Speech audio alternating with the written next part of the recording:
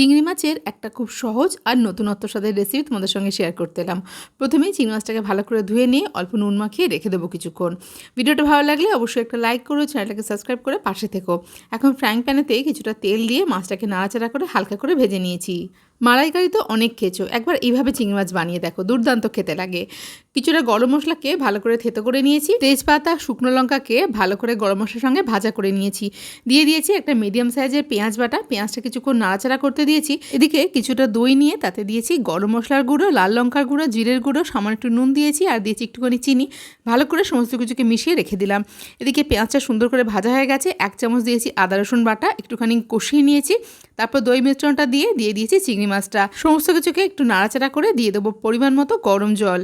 সামনে তো পুজো আসছে, পুজোর বিশেষ দিনগুলোতে চিংড়ি মাছের এই নতুনত্ব রেসিপিটা তোমরা বানিয়ে দেখতে পারো।